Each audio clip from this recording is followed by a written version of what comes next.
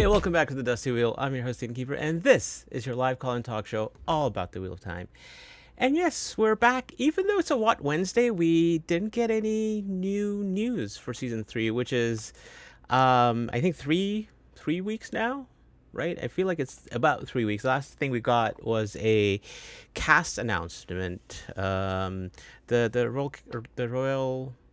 royal family of Andor, the royals of Andor were released, and we had all that fun with Galad and Gawain, and then Shoreg Dashil before that. We really haven't had anything since then, so it's about, I think, 11 weeks, right, till season 3 premieres. I felt like we were going to get something, but hey, we're here. As we announced last week, we're going to continue to ramp up. We have our full schedule already set. I'll go over that, in a little bit. But tonight, it's all about Forsaken. And this is a show that has been like 4.5 years in the making. Because tonight we're talking The Men of Time, Forsaken Edition. And Matt did a show, I think it was December 2020. And this was that show, Forsaken the Women of Time. So now, I was like, hey, I think it's like we were talking, I think it's about time we had that Lord Gabriel announcement. And I was like, I think it makes sense to come back and talk Forsaken the Men of Time. And I was like, hey, let's do that, and to talk about some of these, some of the Men of Time. 3 wonderful guests joining me: James, Starke. Oh, where did Frenzy go? And Matt Reyes is here. Welcome to the Dusty Wheel, all of you. Hello, hello. Hello. All right, so we have some. I really realized this after the fact. We have like really strong Curse of Time presence. So if you don't know Curse of Time, James and Matt, how long have you been doing this podcast? A couple years, 2.5 years or so. Yeah, about 2.5 years. Okay, yeah. Yeah. Frenzy, you all know. Frenzy's been here since the first day, since the first night. Since the beginning. We have There are no beginnings or we have fought together time on end, right? yes, worlds and and time without end. yeah, there you go. But yeah, let's talk about some of these characters that a lot of people maybe love to hate, and then some, because I saw someone in chat earlier say, the male Forsaken, they're like lame, right? And so maybe like in a quick yes no, James, the main Forsaken, are they lame? Most of them are lame. Okay, all right, okay, that's good. I like that. Frenzy. They're dudes. Okay. All right. Some of them have their good points, some of them have their bad points. But yeah, in terms of, if you're comparing them to the Forsaken that present female, yeah, they're not as Yeah. deep. The characters aren't as complex. All right. Yeah. And Matt, what would you say? I would say that Asmodean is awesome, and the rest of the male Forsaken are kind of I Right. guess. Okay. Eh. Yeah. I think Asmodean has joined the band. Let's just talk about. Maybe let's start with Asmodean, right? I think he's the one that a lot of fans wish there was more of. And before we actually get into it, right? Um, Spoilers. We were talking about this before we started. I think we're going to delve deep into the book. So, at the very least, if you have not read Until the Crown of Swords, we're gonna talk about that. But probably we're going to talk, A Memory of Light spoilers, especially because of certain Forsaken. So, I'll put for now. I'll put this up there, and that way, when we do talk full book spoilers, I'll put that up there. I'll take that away now. But for the most part, we'll go Crown of Swords, book 7, and then we'll talk full book when we come to whatever Forsaken that may be. Right? We don't know. So that's your warning. But yeah, let's start with maybe even before we start with Asmodean, we were just talking, kind of talking about, I put this poll out there. Who deserves the title of chosen the most out of the following? And let me end this poll. Demandred kind of running, kind of a clear lead throughout this poll and clear winner. How do you feel about that, Matt? I mean, it's a stolen poll. It's totally made up. I don't acknowledge the poll at all. But it did show Sammael in last place, which is appropriate. So maybe it's not entirely rigged. Okay. Frenzy, chosen, Demandred, is that who deserves the title the most? Of those four, I was vacillating between him and Rahvin. I have to admit, my biggest concern was a lot of it happened off screen, so it's open to extrapolation and interpretation. But yeah. Yeah. Okay. All right. And James? I definitely agree that Demandred definitely deserves the title of chosen of those four. Yeah, so let's kind of maybe qualify chosen, right? We're going to talk about a few themes here. We're going to talk about who these people were in the Second Age. What was kind of their why did they turn to the shadow? What motivated them to do that? What motivated them to what motivates them when they come back in the Third Age? And then like how effective were they in that role as chosen, right? Like, chosen of the shadow, chosen of the Dark One. So, Frenzy, maybe I think you were trying to, starting to talk about that. How do you kind of qualify that? Well, there's two different ways in my mind. One is their adherence to the plan of the Great Lord of the Dark, and then there's just their overall evilness. And are they just an absolute gross human being? And by that definition, Rahvin will win, hands down. Right. But adherence to the plan of the Great Lord of the Dark, I don't think any of them. Right. Yeah, they all have their own. Demandred the closest. They all have their own things going on. That was kind of the overarching theme of the Chosen. They all have their own things going on. Right, but I think I think it's mentioned in the Big White Book, right? Like, isn't that by design too, right? There you go. Absolutely. Yeah, I mean, the Dark One wants them to have their own things going on. He wants, that kind of rivalry to be there, and for them to, I mean, let the Lord of Chaos rule, right? Like what does that even mean? You can when the Dark One and Demandred in the prologue of Lord of Chaos, right? That kind of James, what are your thoughts? With that kind of. I mean, you need a Lord of Chaos. You need you have the Lord of Chaos, obviously, but you need a diverse set of characters in order to make the world a chaotic place, and everybody needs to be doing their own thing to do that. And you have a group of Forsaken that all ultimately kind of want the same thing and are willing to follow orders to get that done, but at the end of the day, they all have their own means and methods for doing that. Right. So. Yeah, I think that makes sense. I like this, Ben Chiad. Things are getting serious when we bust out the Big White Book. Yes, it is such a good book. I like whenever I go back and read it, I'm like, this is like I should like I don't think I've ever read it like front to back. I think I've read all of it, but like because I wanted to go read something. But never like that, and I feel like that's like you can actually probably read it like that. But yeah, it's so much fun. It's more of a reference manual, I think. Yeah. There is a narrative kind of way it's written that's easier to read maybe than the companion. And definitely busted out the companion for this too. And RJ notes. If you're here, we're gonna talk RJ notes too. So with that kind of and Origins. Yeah, there you go. Origins was so good. Yes, I definitely. Those are like on my Kindle. I was like, yep, those are the three I need to look at. So let's start, with Asmodean. Asmodean, Jor Adam Nisosin, and I figured out all of these like names, like they're all like they all have old tongue translations that we know, even though we don't talk about them as commonly, other than maybe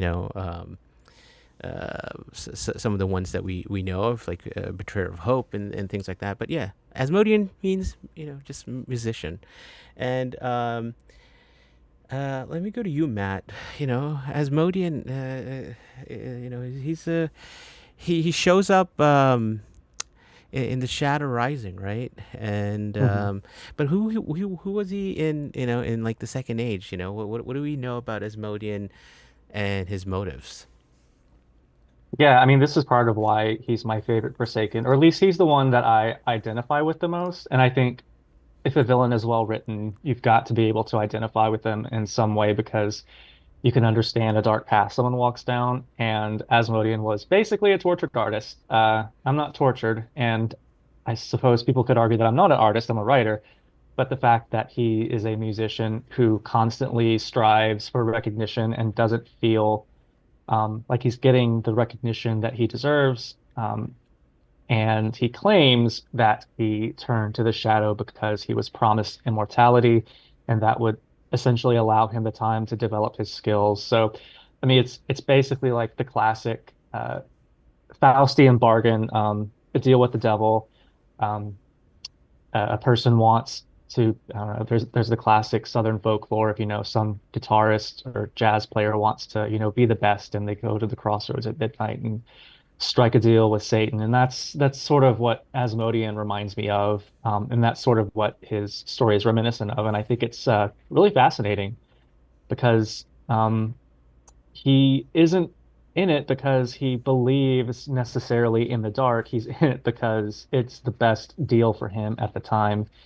And I believe that when he turned to the dark, he was a governor and he wasn't the worst of them. I mean, there's the whole thing about, feeding his mother to the Myrddraal or whatever. Who knows how if she mistreated him. I mean, let's hear his side about that. Justice for Asmodean. Um, and there's the fact that the less cool or equally uncool fact that he tortured or basically inhibited musicians or artists that he saw as competing with him. So he's like the dark side of the arts, I guess. That's like the general gist of him. But yeah, he's fascinating. Yeah, the whole concept that like I don't think of myself much of an artist, but I can somehow think that if I was working on a piece of art and I couldn't, like, I just needed more time to like make this the best art piece ever, the thing that'll give me Hmm. the break, and I'm like, I just need more time. So how about like forever, and I'll get there. So that's kind of like how I think of him. He's like gifted. He's clearly like not. He showed promise. He just never made it to the heights that the kind of the child kind of stalwart kind of thing, and never really made it. Hmm. James, Asmodean, is that a good enough reason, like, to turn to the dark? You can draw parallels to some of the other Forsaken, in terms of wanting immortality, but like the reason behind it. I mean, I think it's a very relatable reason. Like, we all have our passions and we all want to pursue them for as long as we can, and we never feel like we have enough time on this earth. So, is it a good enough reason to pursue immortality? Yes. Is it a good enough reason to pursue the dark? Like, that's iffy. That's a little iffy. Yeah, I mean, it's why, why, like, you're getting there through, you're like, oh, like, you're going to help me, and you don't seem like that bad of a deal because you might win. I don't think we know that Right. he got to that point, because a lot of the chosen, they, that's how they get to there. They're like, I think the dark's gonna win, so, well, immortality is good, I guess, too, and I can just say yes to that. Frenzy, in terms of motives and turning to the shadow, it's probably, out of all of them, the least kind of wanting, um, power and that kind of thing, or doing it for an inherently evil thing? That is unique amongst his fellow chosen. So, props for that. And it, like James said, it's a very relatable reason to seek, the forbidden, the fruit of the immortality, the more time to do your art. And it brought out some of the worst in him. I don't know if that was there before or after. I don't know if anybody here has been fortunate enough to know some really gifted artists or really gifted people. It's a different mindset. And there's a level of ruthlessness to, wanting to pursue that perfection. And so it absolutely makes sense. And, is it any worse than, seeking power for power's sake? No, but, he's seeking fame. He's seeking artistic perfection. And, I would argue that those are, at least the second one is a better reason to do something. But, at what cost? Right. Yeah. Yeah. And I think that was my, not the thing that made me always think that, could things turn out differently for Asmodean? And you could say that for a lot of the chosen in terms of, if a certain thing happened, because, a lot of them, and we'll talk about this, were on the side of the light in the Second Age, and then they turned, right? But in terms of, this is from the Shadow Rising, the Traps of Iridian. So this is, the end of the battle. Lanfear's talking to Asmodean, and she's like, "What has he done?" She sniffed. "Beaten you like a dog, and not half so well as you deserve. You were never meant for greatness, Asmodean, only to follow those who are great." Now, granted, we're hearing this from Lanfear, but that is, telling us a little bit about kind of where he stands within that, the chosen are like leaders, right? They're like the forefront. They're either leading battle, or they're governing cities. They're doing something, making Trollocs or whatever that may be. And I never knew, like, I could never tell, like, what was Asmodean doing? Like, what was Asmodean up to? And I don't think we know, James, right? Like, is there anything that they can think of, or anyone here? I was going to say, Asmodean wasn't my homework assignment. No, but in terms of, like, just what about Asmodean, or, like, I don't think we know this. I think he governed a region during part of the War of the Shadow. I think, right. Yeah, it says, the website says he was a governor, which is pretty vague. It's not clear when he went over to the Shadow. Yeah. There was quite the lead up between the drilling of the bore and they called it the collapse, and that lasted for, I think, close to 300 years. Yeah. And then the War of the Shadow itself was only 10 years long. Only. Yeah. I wish we had more information about him, because, like, we know that he stilled his mother and gave her to the Myrddraal. We don't know why. I mean, nothing justifies that, in all seriousness. But, like, what did she do? What sort of conflict was there? What did he do as chosen? Like, what? Like, we don't know so much about him, and I think that air of mystery is part of why he fascinates me. Mm-hmm. Yeah. There's not much. I think the only atrocity he's really known for is, like, making it so all of the other artists or musicians that he didn't like couldn't practice their art. Like, that was the one thing he really did as a Forsaken that was really atrocious, in my opinion. Yeah, and he, like, the way he did it too, right? Like, he just, like, whatever their art was, like, however they did their art, there was no, like, torture or anything. He was just like, you can't, like, maiming them, or doing whatever physically so they can't make their art, which is not to say it's horrific, but it's the single kind of mindedness that it's all about the art, which again is is Hmm. is is interesting. I mean, it makes sense. Again, uh, I think artists can relate in some Mhm. way in that pursuit of art. So, did he say yes to a lot of bad things? Yeah. I want to kind of mention a character, but that's like really it's like full book spoiler. So I'll probably mention it when we talk full book spoilers about. Um, uh, but yeah, I think it's an interesting one. Now he was one who kind of went over kind of to the the side of the light.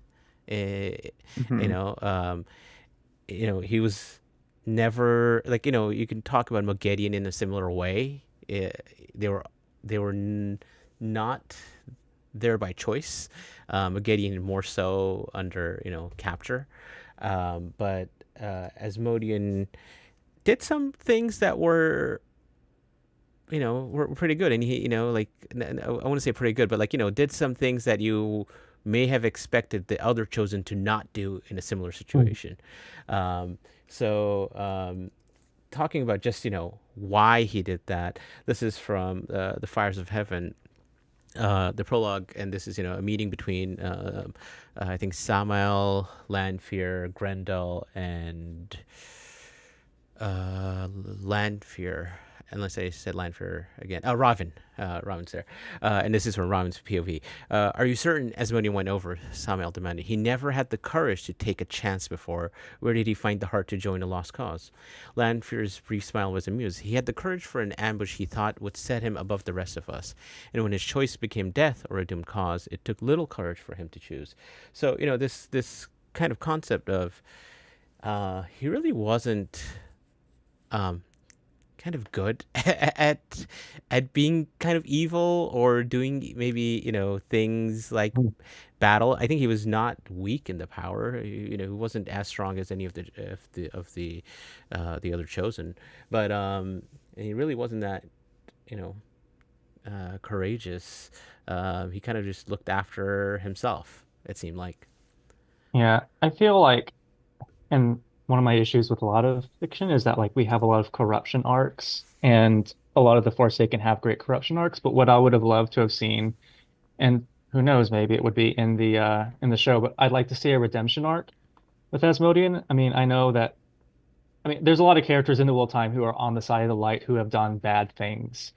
Hmm. So why not have Asmodean and some turning like stick with Rand long enough to sort of, I don't know, get Stockholm syndrome with Rand and say, hey, you know what, maybe this whole evil thing isn't working out, and maybe some morality would be good, because I think someone in the comments said he has more humanity left in him than a lot of the other Forsaken, but we'll never know because somebody decided to jump him in a closet, which was really rude.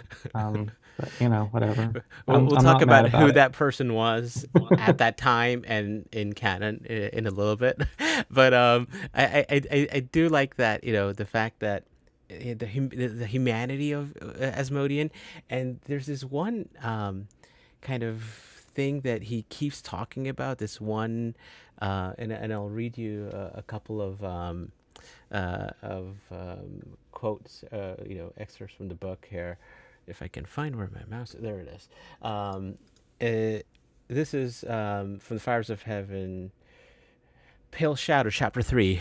Still not looking at him, Asmodean rubbed the side of his nose. I once saw a man hanging from a cliff, he said slowly. The brink was crumbling under his fingers, and the only thing near enough to grasp was a tuft of grass, a few long blades with roots barely clinging to the rock. The only chance he had of climbing back up on the cliff, so he grabbed it. His abrupt chuckle held no mirth. He had to know it would pull free. So, like kind of that, you know, th- he did this out of because this is the only choice he had. And then Hmm. he continues to talk about this, and in talking to Rand later on in the Fires of Heaven in chapter 52 choices, he talks about that, that again, my choices. I'm clinging to that tuft of grass on the cliff's lip, praying for it to hold one more heartbeat. If you fail, I am worse than dead. I must see you win and live. Now again, he had thrown his lot, so now he's just doing anything to continue to live. And he does die, right? So the battle in Andor, when Rand goes, he goes with Rand. I mean, he can barely channel, right? But he actually makes it. He becomes part of that party to go over to fight Rahvin. Francie, were you like, what does that tell you about Asmodean at that point? Because easily he could have not gone, right? Possibly, but he also, there's some value to knowing if Rahvin actually does die or not. He's still sworn to the shadow. He still has his own plans. He's still doing his best to survive. And in his mind, he thinks sticking close is the right way. He's probably a poor choice. Turned out to be a poor choice, but not for the reasons that you would think going into a battle. Right. It was the aftermath. Right. And Asmodean, I don't know where I found this, and I just have it in my notes. Asmodean hates Rahvin. And I feel like that may have been the reason why he went. So he made it over. He's killed initially, and then he's brought back by some balefire mechanics that were pretty cool to read. And now you're like, he's back. He's okay, but not for long, because this happens. And again, it's just, this is really talking about that humanity part that you mentioned. So this is chapter 56 of The Fires of Heaven, Glowing Embers. Idly, but with a shiver too, he wondered whether being reborn in this fashion made him a new man. He did not think so. Immortality was gone. That was a gift of the great Lord. He used that name in his head, whatever Althor demanded on his tongue. That was proof enough that he was himself. Immortality gone, he knew it must be imagination. Sometimes he thought he could feel time dragging at him, pulling him toward a grave he never thought to meet. And drawing the little sardine he could was like drinking suet. He was hardly sorry Lanfear was dead, Rahvin either, but Lanfear especially for what she had done to him. He would laugh when each of the others died too, and most for the last. It was not that he had been reborn as a new man at all, but he would cling to that tuft of grass on the cliff's brink as long as he could. The roots would give way eventually, the long fall would come, but until then, he was still alive. He pulled open a small door, intending to find his way to the pantry. There should be some decent wine. One step, and he stopped, the blood draining from his face. No. The word still hung in the air when death took him. So, that was, reading that, anytime I read that, like, small part, I'm like, this, there was so much more that we could have gotten from Asmodean, with that inner, like, he's like convincing himself. Like, he's like, no, like, I like the great Lord. That's like, that's how I read it. You could argue that, he's trying to, like, that's him. But the way I read it, and maybe Matt, that's how you're thinking too, that he's trying to convince himself, and that there is the potential for a redemption arc that's there. Yeah, I agree. That's basically my reading of it. I mean, I pretty much agree with you. I I have a crack ship in my head of like if Asmodean had lived, the love of Rand al'Thor would have redeemed him. He could have been Rand's fourth person. Um, I have to mention this really briefly because it was bizarre, but last night I had a dream that we were doing this, and I dreamed that we were talking about an episode of the show where Moraine is talking to Asmodean, and she hands him a copy of The Heartstopper, which is a gay YA manga or graphic novel, and says, "Here, this will help you understand all you need to know about Rand al'Thor." And then she winks at him, and then the dream shifted. And is that going to happen in the show? Probably not, but I'm sort of clinging to it now. It makes no sense. I'm glad you brought that up. Because there is this, like what would like Asmodean, like the only thing Asmodean really cared about was Rand al'Thor and making sure he's alive. Now, you know, I don't know what you call the Stockholm syndrome, whatever, but like yeah, like love, right? Like could it evolve into into that? Yeah, it and then we found out, you know, in Lord of Chaos that the Dark One's like, yeah, no, he's gone. I even like even I can't get him. So you know, put that was put to bed. Hmm. In terms of you know, Asmodean as a character, and then like what happened to him, right? Like who killed him? There's, I think there is something that they can do, as far as you know, redemption in the show. Yeah, I think it totally. There's many people that can happen with, right? Like Leandrin's kind of a one that they've already kind of built up that might, you know, there might be something there, and Asmodean is another one that they could definitely do. Uh, yeah. Yeah, no, I think this, you're right, Gwendolyn said I. Uh, is there a future? Is there a mirror world? Is there a mirror world? Yeah. Where is what did you call it? Randmodine? Ranmodian. Randmodine happened. Yeah. Where the voice that whispers is Asmodean saying, "I have won again." Yeah. Hmm. Yeah, you know, you're right, Andrew. The I think he was talking about Rahvin, as because Rahvin was balefired. Asmo was just like Darkman's like, I don't think I need I No, need he's Asmodean. dead to me. Yeah, yeah. It was more like, you know, like, well, like he cut off his ties, right? So or like not cut off his ties, but that happened. So he's like, okay, I don't think I need him. That, thank you for that. Yeah. Um, so yeah, Asmodean. Any other thoughts on Asmodean? You know, anything else um, that we maybe didn't talk about? I just want to say, back in the day at Theoryland, I was basically broken by who killed Asmodean? Who kills Asmodean? It seemed to be like everybody was talking about that for years and years on end, and I just threw up my hands like, I don't care. It doesn't matter to me. So the creator himself can come out and say this person did it, and I would go, yeah, sure, whatever. Moving on. And it's funny because that's kind of what happened in a very offhand manner. Uh, but it's one of those things, we talked for years and years and years about Demandred and, what's going on with this, that, and the other thing. But I had just reached my limit for who killed Asmodean.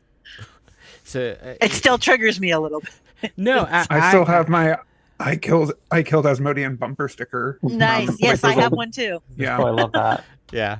No, I agree. Of the mysteries, that was one that like I didn't I cared more about, like, you know, like why kill Asmodean than who killed Asmodean.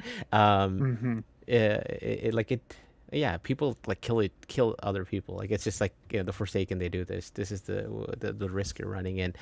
Was it Demandred, or was it Grendel? Let's talk about it. Let's talk about Demandred.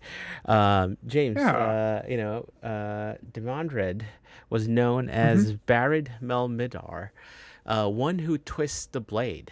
Again, really, really kind of descriptive. I think it's Barid Bel Medar. Oh, did I I think write it's that? Barid Bel Medar, yeah. Okay. There. Well, you know him better than I do. So yeah. So what was Demandred up to in the Second Age? Like what was his backstory? Yeah, Demandred, he held numerous high offices. He authored critically acclaimed books. He was just never quite as good as Lews and Telamon. He was born, I believe, a day after, and like was a few inches shorter, and is just never quite as good as Lews and Telamon. Um, he was a high-ranking general in the army during the first 3 years of the War of the Shadow. And And then when Lews Therin was put in charge of the shadow or in charge of the light, he said that the shadow had a better chance of winning, so he defected. But pettiness, I think, was his real reason for going over to the shadow. Right. Um, Yeah. So yeah. well, it's basically like why Lews Therin, right? Like if it's Hmm. like if you're choosing him, that person, that fool, well, they're gonna lose. So I'm gonna go to the other side. It's basically how I thought of it. Is that Yeah. yeah. Um, I think that's like the a because this is like we're talking about um one of the foremost, like the second best general of the light, right? Like Hmm. if you have like the um Lews Therin, who's like the Tamerlane, who's like the highest of the Aes Sedai, like kind of top of the chain command. This person is like the next best thing. Like he Yeah. won a lot of battles, and that like does that speak more about Lews Therin than Demandred maybe? Like we don't know how, like, what that relationship there was, but was this all jealousy? Like, is this just jealousy and that's all it is? I mean, we know a little bit about the relationship. There's a point in, I believe it's A Memory of Light, where Rand notes that if Lews Therin had been a little bit kinder towards Demandred, maybe he Right. wouldn't have turned to the light or Yeah. to turn to the shadow. Yeah. Um, so I think the relationship between Lews Therin and Demandred was a little bit antagonistic and rivalrous. So there's definitely something to be said for that. Right. Um, Yeah. I think it says it's about both of them. Yeah. They both could have handled the relationship a little bit better, but I think Demandred was just a petty person Right. Yeah. as No. a whole. Yeah. I think the fact that he thought he was like right in everything. I think that's mentioned in Right. like he had the right in any argument. I think definitely was, you could tell, like in whatever iteration that he came into the books, that there was he thought he was the smartest person in the room always. Hmm. Now, whether that was Taim or Demandred, we can talk about the talk about that. But I'm going to do a quick. We've talked about this on our channel so many times. Matt's done a whole episode of this, but I think we can't talk about Demandred and not talk about Taim. Like, it just Yeah. it can't happen. So I'm going to quickly run through some of this. Back in 2003, straightforward question: is Taim Demandred? Jordan's like, no, that is totally bogus. Like, that's not true. Never happened. It's not a thing. It's like Dragon Con in September 2005. Isabel was like, was Demandred a deliberate ruse to lead your readers astray, or were you surprised by all of the theories connecting Taim to Demandred? And Jordan was like, I was surprised, but I wasn't going to disabuse you of it for a while. I like to watch you squirm. All right, so sure. And then Absolutely. and then in kind of talking about this Torah questions of the week at a recent book signing following the release of Crossroads Twilight, it was reported that you confirmed that the Forsaken Demandred has never posed as a man known as Mazrim Taim, who was introduced to Rand at the beginning of Lord of Chaos. Have you confirmed that Demandred has never posed as the man known as Mazrim Taim, leader of the Black Tower? Robert Jordan: yes, Demandred has never posed as Mazrim Taim. All right, those who fell over from the shock of a simple, straightforward answer can get up off the floor now. Sometimes simple, straightforward can be the most devious of all, as any student of Aes Sedai will tell you. Now, that's as kind of definitive as you can get. This is after around book 10, 9 and 10 have come out, and I think at this point it's quite clear as you read the books that these are two separate people. But if you go back, and if you read Origins of the Wheel of Time, or if you've listened to a lot of commentary online and at the Dusty Wheel, again, this was a show done 4 years ago talking about Demandred, and Taim. This is from RJ's notes. This is box 58, folder 6. The people? Demandred hated, feared, despised Lutheran. Like Lanfear, he plays for larger stakes than most of the others who are trying to stake out worldly kingdoms. He will show up claiming to be Mazrim Taim, taking advantage of Rand's amnesty. So, I mean, that that's pretty clearly there. And then, this in the Nynaeve Almera biographical notes, she does not know that Agenor, Osangara, and Balthamol were resurrected, the latter as a woman who's now masquerading as Halima, Delana's secretary companion. She knows that Moghedien was prisoner, of course, until she was informed by Egwene, Swan, or Lyanna. She thinks Moghedien is still a prisoner. She does not know that Asmodean was a prisoner of Rand, nor, of course, that he was killed by Demandred. So again, that question of who killed Demandred. At some point, RG believed that to be true, to have written it in his notes. That's how I would word that. I think in the canon as it's presented, Mazrim Taim is not Demandred and never was. In the writing of the book, at some point, yes, he was. Yeah. So, yeah. I think that's I think that's the well put.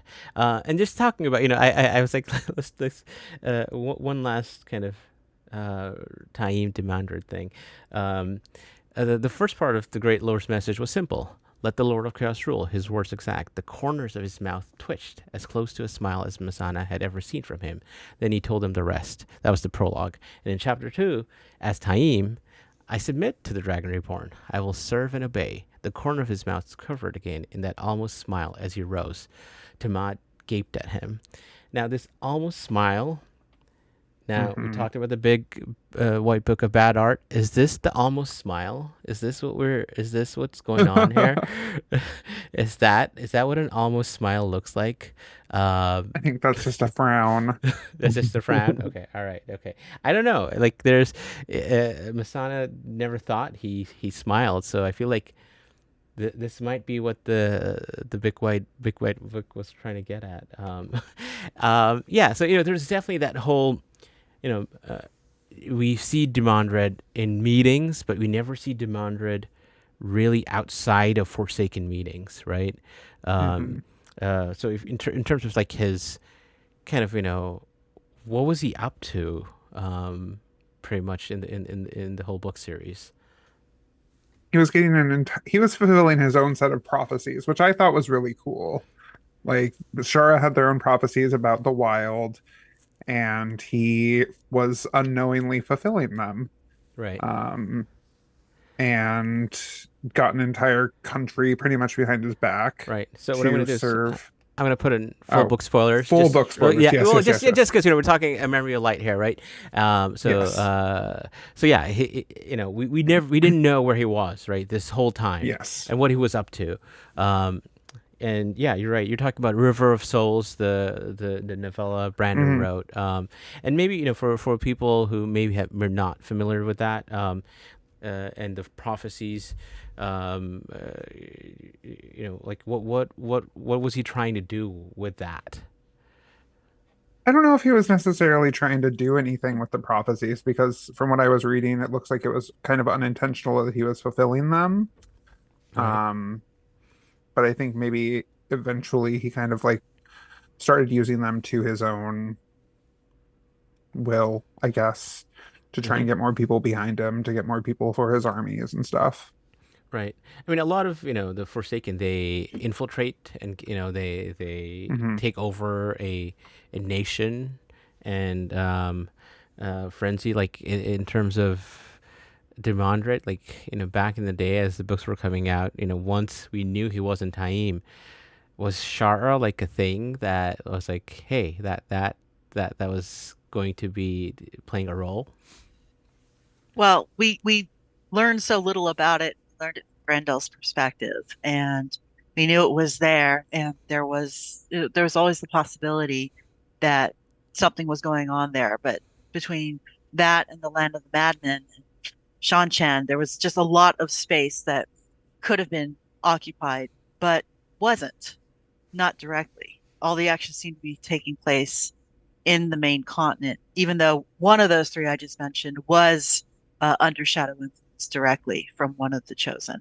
I won't say which because, well, the spoilers are up, but I still Yeah. won't say which. Um, um, but it seemed that Demandred's character was elevated above the what the other chosen were doing of what was the terminology staking claims to worldly kingdoms. Mm-hmm. Um, he was operating at a different level, um, trying to position himself into a place of prominence uh, without directly. I think he was. I'd like to think at least he was trying to take down Ishmael's place as the de facto leader and setting himself up to do that and not distracting himself by claiming a power base. Right. Yeah. I think that makes sense. I like this.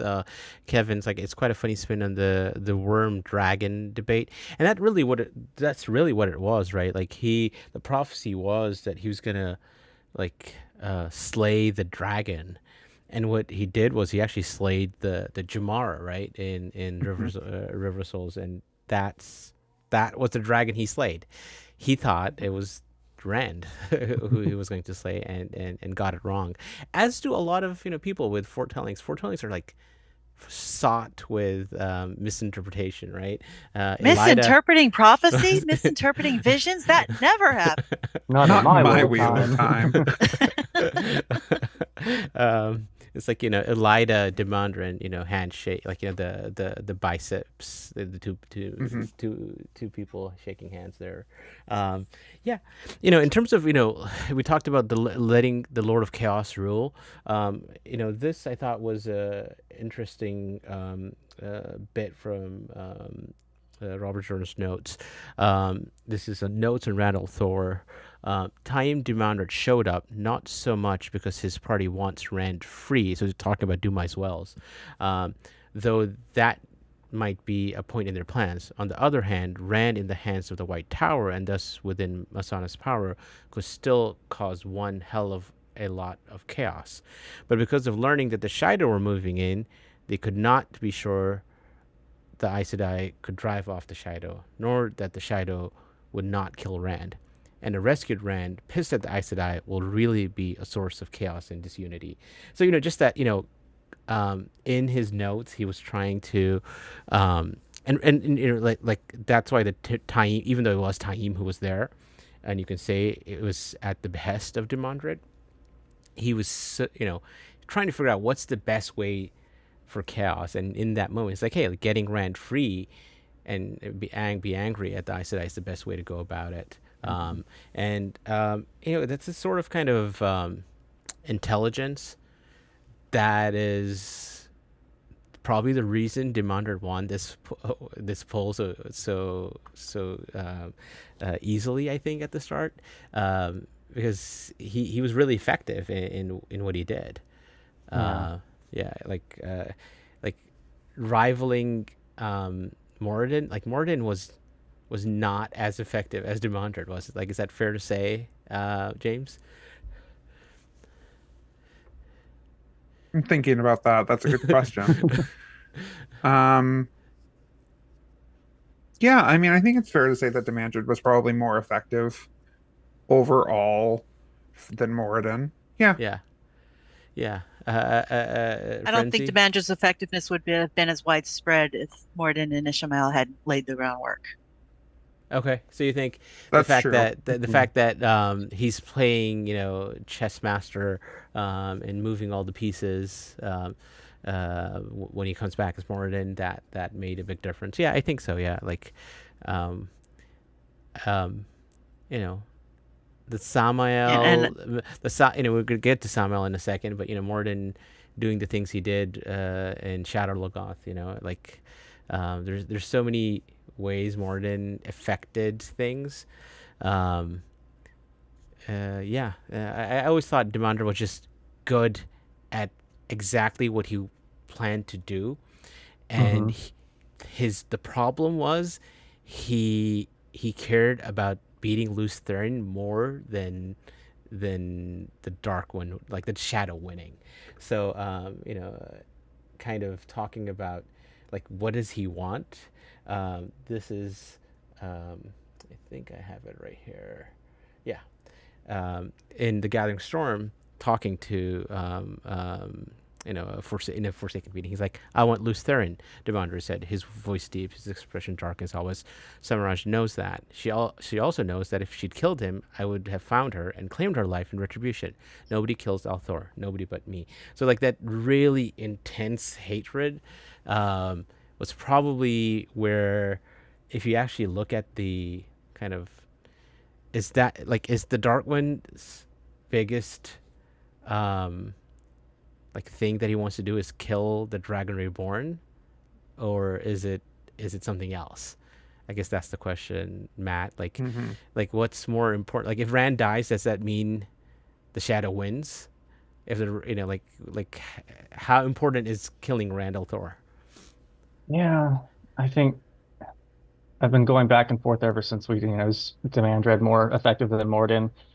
I think if you allow your personal vendettas to get ahead of some larger goal, that de facto means that you're not in it for the right reasons, whether it's a just or an unjust or an evil cause, and whether or not you end up doing something that helps your cause doesn't matter from a moral standpoint. Like from a practical standpoint, I suppose, yeah, sure. But like if Rand dies, the Shadow wins. But I don't think Demandred would have cared about the Shadow winning so much as he cared about Rand losing. It's sort of a cut off the nose to spite the face type of analogy.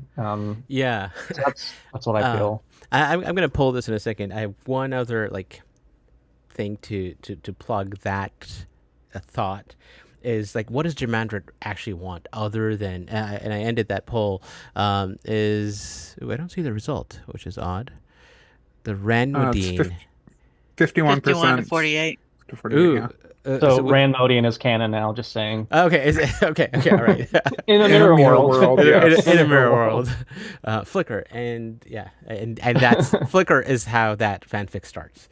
Yes. Yeah, this is from A Memory of Light, The Last Battle, chapter 37. This is Demandred fighting with Gawain. Yes, Demandred's eyes were cold. If I kill Lews Therin in victory, I will be given the right to remake the world as I wish. The Great Lord cares nothing for rule. The only way to protect this world is to destroy it and then shelter its people. Is that not what your dragon claims he can do? So, like, in his head, he's like, yes, I kill him, I'm kind of, like, I guess what he's trying to say is, I'll be nameless. And I think that's my that's the poll that I'm going to put up here is would Demandred have made a better nameless than Moradin? Would Demandred have made a better, like, let's say he got all the support that Moradin got.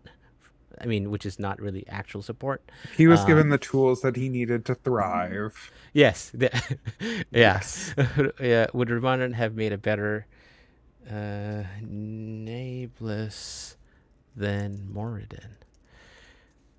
I think that's a yes and no, right? That's at this point, I'm just gonna, even if it's not a yes and no answer to that question, but that's the question I'm asking. Yeah, I've always thought, like, between, like the most effective type of chosen, you talk about Grendel and Demandred. In my head, those are the two that come up. As much as I like Moradin, he's probably my favorite character like that, in the Forsaken, because we got a lot of POV and his insight. I just felt like if Demandred was in charge, like the light would have been in a really bad spot. Because even with everything like not favoring him, when he showed up, he he turned the battle on its head. Frenzy is like, is that fair to, is that a good estimate of how this would have went down? Like if Rand had actually fought Demandred, how would that have gone down? He would have lost. Because he's second best. And no. I want to answer your first question. Yeah. It was Demandred a better would have been better nameless than Moradin. The answer to that is hell no. But the question you just asked, if Rand came onto the battlefield and faced Demandred across the battlefield, would he have won? No, he wouldn't have. Lews Therin was the tactician. Rand al'Thor was not a tactician. And while he may have Lews Therin in his head, that's an entirely different show. Yeah. He was not Matt Cawthon in that role. Matt was the one that won that battle with his knowledge and his skill set. Rand was there for a different purpose. And that goes back to my reason why would Moradin have made, or would Demandred have made a better Nameless? The answer to that is no, because all he would do is perpetuate what happened at the end of the Second Age. The Dark One's influence was on the world for over 300 years and still didn't win. And all Demandred would do was create that over again. The light would still be there. The light would not be defeated. The light would only be cowed. The only way for the dark to win is to get the light's champion to bend. And Demandred cannot do that. Yeah, I think that like that is killing Rand al'Thor or turning him, or is ending everything. How does the Dark One win, right? Does the Dark One win in all of those or not? And I think that's also a bigger kind of conversation. But yeah, I think in the context of what Moradin was trying to do, he almost made it happen.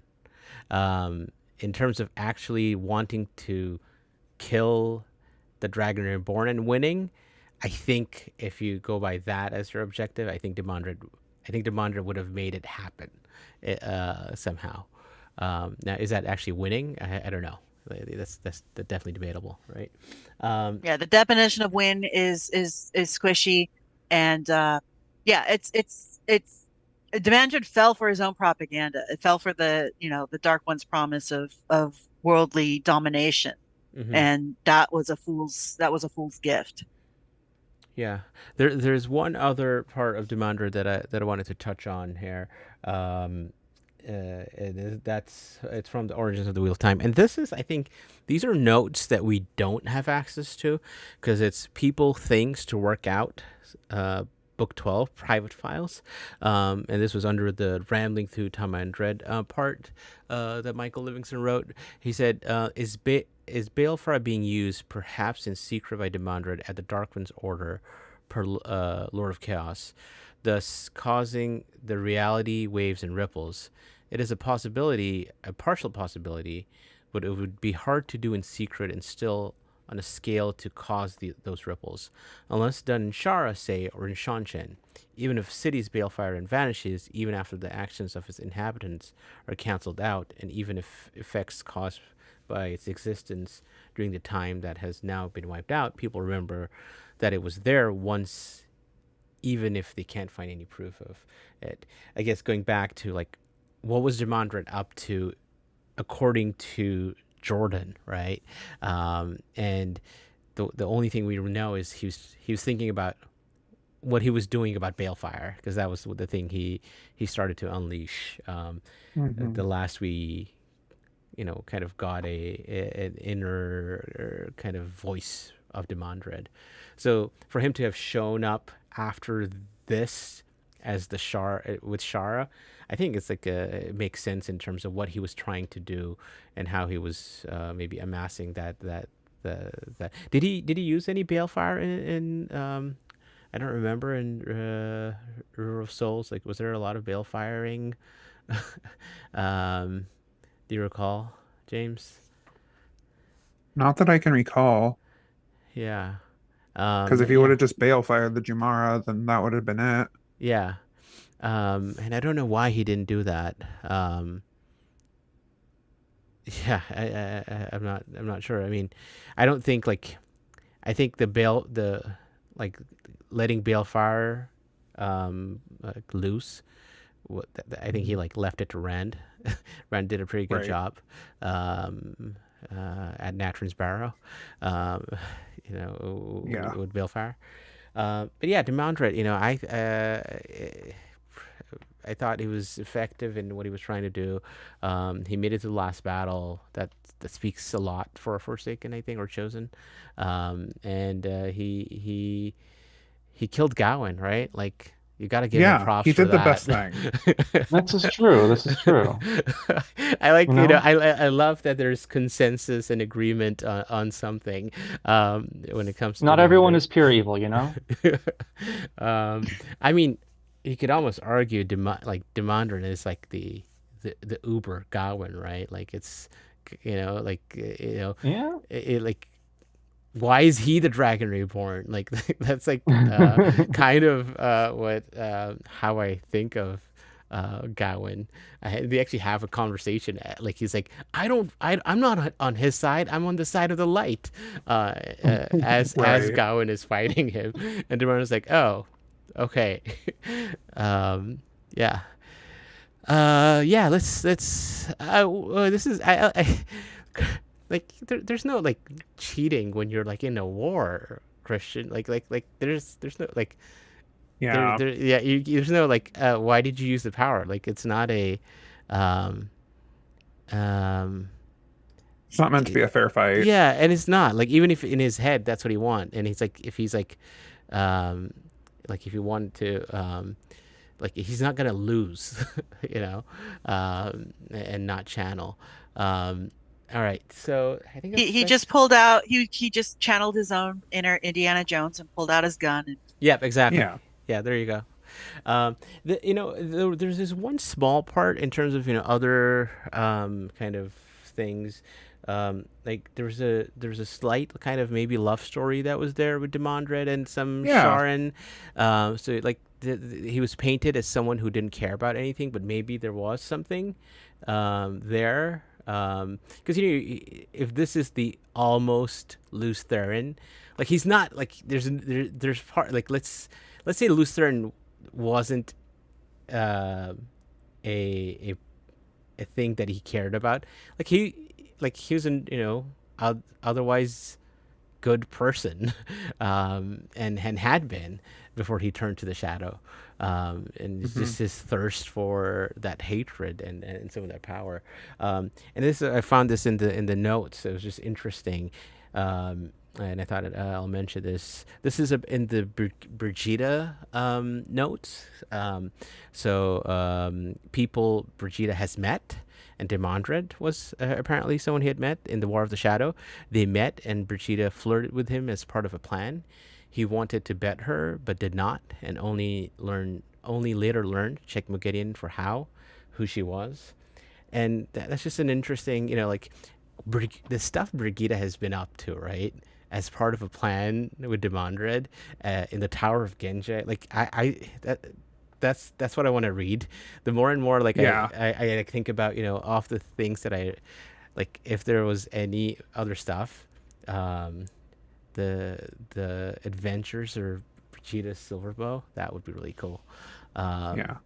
And I was like, I searching through the notes.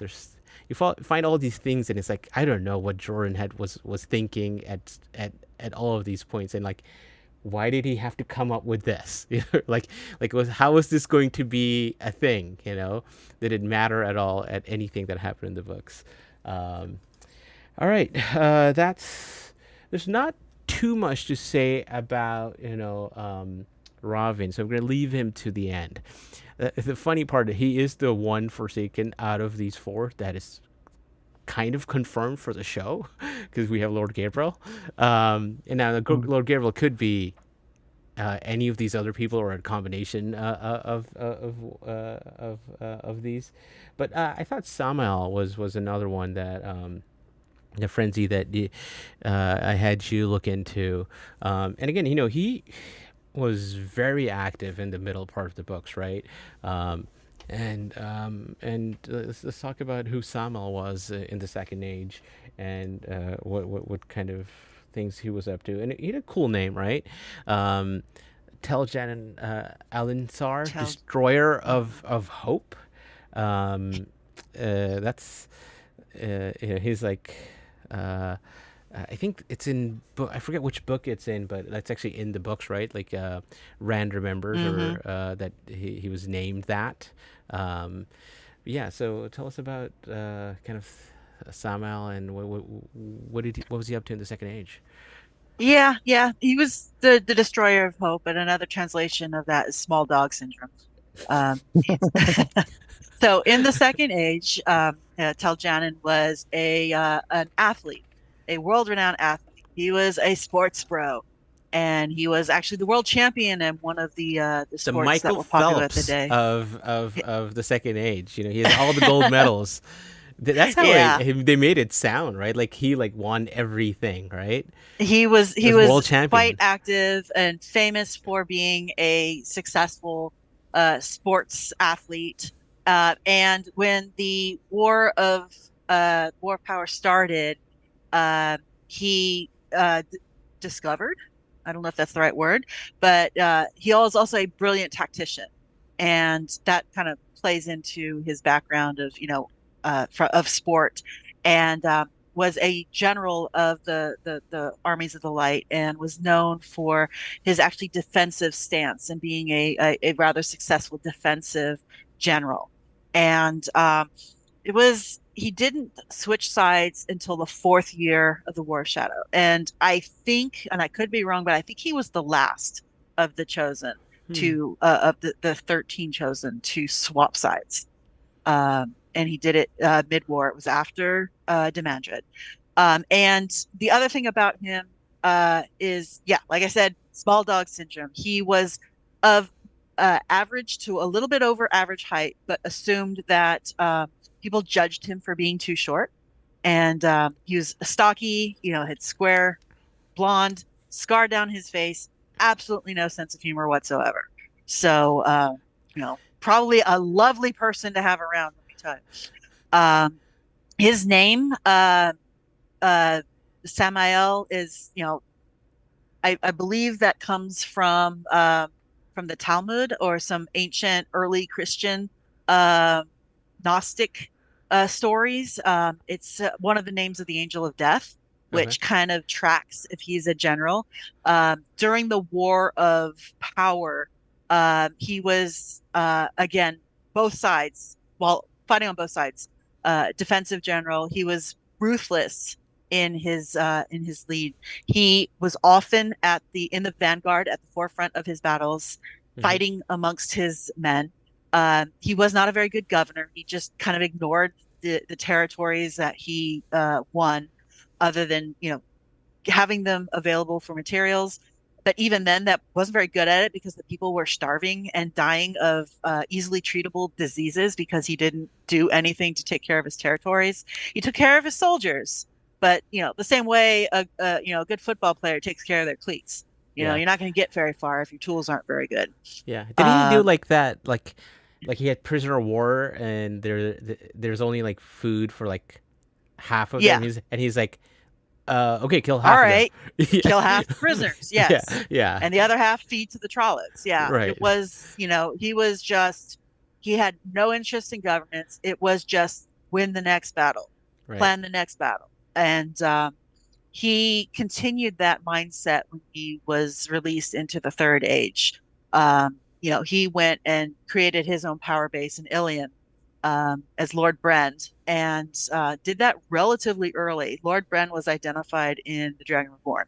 That Yeah. was The a Dark very dramatic Hounds. scene Right. of Moraine, entering the common room of the tavern with lightning crashing behind him. Sammael is free and leads in Ilion and rules in Ilion, and then everybody just hauls ass out of it because they don't want to do it. And rightfully so. He's extraordinarily powerful in the one power, and ruthless in its use. He's very he as we get farther and farther into the story, he manages to hold on to his power base the longest, until he meets his ultimate demise, and is also associated with Demandred and Graendal, uh, and oh god, who's and Missana, who was Masana. kind Yeah. of on that faction Hmm. amongst the chosen, and didn't like the fact that they were using him as bait to try to manipulate Lews Therin, even though that's kind of his forte, a defensive, a point of strength and a defensive stance. And it was working for the longest time until Rand decided to do something about it. But that was 2 or 3 books after he initially started to go after Sammael. He didn't finally finish that until much later. Yeah, you mentioned his scar, right? And yes, and I think one thing that it's mentioned, but we don't know too much about, that he's actually friends with Lews Therin, right? We don't know how close, and it's always like I always like I'm like, Lews Therin and his friends, like, this is not a good look. The number of people who were on the other side, lovers and friends, that Lews Therin. There was either a lot of jealousy or Lews was just a giant dick. But it could be both. Yeah, it could be. It probably was both. It's good that Tam Thor was in the Third Age. Is how I look at that. But the number of times Rand versus Sammael happened. It was probably a number, because this is from Fires of Heaven in that kind of initial Forsaken meeting. Lanfear talking to Sammael, and again, this is not me bringing up Lanfear, because Lanfear led a lot of these Forsaken meetings and was there, right? Will he come after you next, Sammael? You might like that. You could finally get rid of that scar if you defeated him. But I forget, how many times did you face him in the War of Power? Did you ever win? I cannot seem to remember. So that's kind of very similar in terms of kind of hatred for Lews Therin, and having a scar on your face that you could get healed, but you didn't, because you hate this. Yeah, I won't until I restore my honor. Right, exactly. Keep this scar until I defeat you. Yeah, and I know I can. And that was the other thing, is he went over because he figured, like Demandred figured, the light wasn't going to win, and he wanted to be on the winning side, and he wanted to best Lews Therin. And that seemed to be a very common theme, whether that was, Lews Therin was just the jerk of all jerks, or a lot of the male Forsaken chosen were kind of cut from the same cloth, character-wise. To kind of give a little bit more insight into that, there's a couple of more slides I have here. One is, this is from Lord of Chaos. I'm going to read the first part. They halted a few paces before him at a gesture from Demandred. Rand opened his mouth, but before he could speak, Lews Therin rose up in a frenzy in his head. Sammael and Demandred hated me, whatever honors I gave them. The more honors, the worse the hate, until they sold their souls and went over. Demandred especially. I should have killed them. Scorched the earth to kill them all. Scorched the earth. So, the fact that, well, Lews Therin, in his head, he was like, well, I tried, I gave them honors, and they hated me regardless. So there was that. And then looking from the side of the Forsaken, again, this is, I think, Rahvin's POV, so his understanding of that hatred that Demandred and Sammael has, from the Fires of Heaven prologue. And Demandred always did hate Lews Therin. Sammael smiled, or perhaps grimaced, but his hatred was a pale thing beside Demandred's, though for better cause. So the thought that the reason Sammael hated Rand had better cause than Demandred, always made me think, Demandred, it was just because Rand was just better. He was taller. More renowned, more successful, more power. Yeah. Everything he James, wanted, felt he deserved. Are you muted? Or am I? No, James. I felt like James. Did you see I'm muted. I'm sorry. Okay. Oh, yeah. I was going to say, to be fair, Demandred doesn't have the best reasons for hating Lews Therin, other than he's slightly better and slightly taller and born a day ahead of me. Right. Yeah. No, I can see that. Well, but he was, you could say, like I wrote a great paper, but like I didn't get my book was as good on string theory, whatever that Yeah, is. it was the number 2 Age of Legends bestseller as Right. opposed to the number 1 Age of Legends Yeah. bestseller. Yeah. So, but what did was Sam like in Rahvin's thought at least, Sammael's had better cause, and was it the fact that he thinks he should have been the leader? Again, it's the same kind of thing, where Demandred thought he should have been the leader of the military leader, because he was the defensive, like he was good at defense, and he should have been made. Like, if there's one person that you thought hated you and wanted to be like in your spot, but now they're two people and they kind of have the same, it makes me think more and more. No, I don't think Sammael wanted his spot. Demandred definitely wanted his spot. Yeah. And all this. He thought all of that was what was just. Sammael wanted to beat Lews Therin, wanted to defeat him, wanted to dominate, wanted to cow him, because he lost. He was the world champion at swords, and he lost to Lews Therin. Is that what happened? Really? I mean, not. I'm saying I can obviously surmise that maybe happened, but I mean, based on what I read, he was world champion. I don't think that's. He was probably still world champion, and the world right, but he still lost. I mean, yeah. it's the upstart farm boy with a quarterstaff taking on the trained swordsman. Right. Yeah, I see someone in the comments said that Lews is Stephen King and Demandred is Dean Koontz. I actually love that. And if that's true, then Sammael is Richard Chizmar, maybe, who like James Patterson. James Patterson, yeah, James Patterson. I love that so much. To your point, Kike, he was world champion. He was the best swordsman. He was the top, he was the top of the game. He was the Messi of the time, right? The short king. It was just 6 feet tall, but apparently that wasn't enough in the Second Age. In terms of kind of Rand's, or at least Lews Therin's. I think this is more Rand, because this is the Gathering Storm. Thinking about Sammael, even though Sammael thought he was like a really good defensive militarist, this is Nynaeve and Rand talking about Grendel. But Sammael comes up. How would you beat her, Nynaeve? Rand asked. She won't be goaded into fighting me like Rahvin or Sammael were.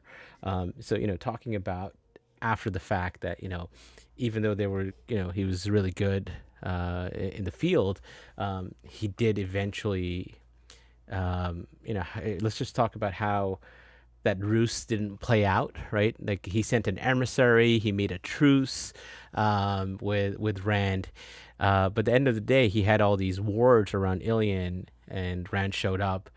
He was like, "Well, we're not fighting here. Let's go to Shadar Logoth," and he kind of got Rand in a pinch there, didn't he? Until Morden showed up. So yeah, no, you can have a truce, and I don't think Sammael believed in that truce. He used that. Use the concept of it to control Grendel. Yeah. But even if you have a truce, you don't bank on it. You have contingencies. You have backup plans, especially if you are defensive. If that's your specialty. And yeah, he had wards all over Ilion, and when those failed, he went to his next backup location, which he had also prepared, and that was Shadar Logoth. So, and it turned it into a one-on-one. Mm-hmm. And arguably was winning until a variable came into play. Yeah, I mean, I think Mashadar... 2 variables came into play. Yeah, Mashadar and Morden, right? Like, that happened. So, he gets lost in a fog. And what was the what was the general consensus? Like, I think it's Morden says, I forget what book. I think it might be Winter's Heart, where he thinks Sammael is back, right? Or at least says something to the effect that Sammael is at play again. And I think I don't remember within fandom, or at least when I was reading, what I thought I thought everyone could be back unless they were bail-fired. So I thought Sammael could be back and would be back because he was really, he was a strong, general Defensive, for the dark, general, right? Like, like, it made sense tactical. but was there a thought there that Mashadar is beyond the Dark One? Because that's something that we learned that Jordan said, right? And let me actually share that, and we can talk about it. This is it was a CNN chat, and I was like looking back and I'm like, wait. Jordan was on CNN. No, it was like a chat room, and people asked questions in December 2000. It has been reported that you confirmed that Sammael died at the end of A Crown of Swords. Could you confirm that you have said this and elaborate on whether Rand was correct? Jordan, Mashadar killed Sammael. Sammael is toast. I almost feel like he was like, I don't want to like throw him back in the game, kind of. And he was like, okay, let me just make Mashadar a sort of evil that the Dark One cannot get the soul back in a short term like that. I kind of like to think of it as, with that level of uncertainty, he's kind of in Jordan's back pocket. He was still fleshing out the story and where the story was going at that point in time. Death is final, for the most part. If Balefire is final, so you got to make sure. Yeah, I don't want to do anything else with this character. But something like this, I may think of something and I need him. But if I've killed him, I'm stuck. Yeah. And plus, vagueness is kind of his calling card. Let people wonder. Let people theorize. Let people not. So many things in life are uncertain. This is going to be one of them. Yeah. I kind of think, given Jordan's background in the military, I'm wondering if he's encountered people like Sammael. Sammael is just absolutely ruthless. He's focused. He is, he's going to get the job done. He is going to be, in the thick of battle, and he is going to win. He is going to dominate.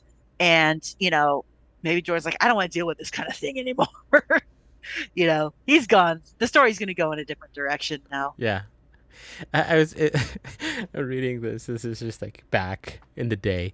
Light, blind, and full. Fans, Sammael is toast. Toast is a form of honey cake. Senbui is actually Sammael. like in terms of that is very much so. Because it's interesting. Like he never he always said raid and find out, right? Like he always said Raffo, and like the fact that he gave that away was always interesting.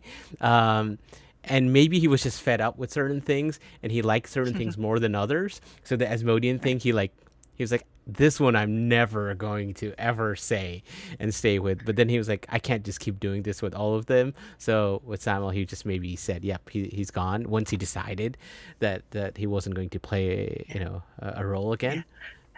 There's one other thing I want to talk about Sammael that is amusing to me is there's an element of dumb luck to his successes.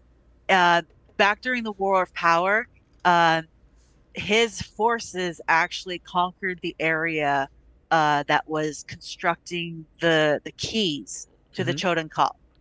He did not know this, but that completely disrupted that plan and ultimately led to the sealing of the Bore and the tainting of Satan. I think he found out about it later because they made that attack again, but for the actual Chodan-Kal themselves. And then when he was released back into the Third Age, he spent a lot of time trying to gather tools, ter'angreal, sangreal. The stasis box, right? Like the stasis box. It was said that he would go after Rand to get Callan.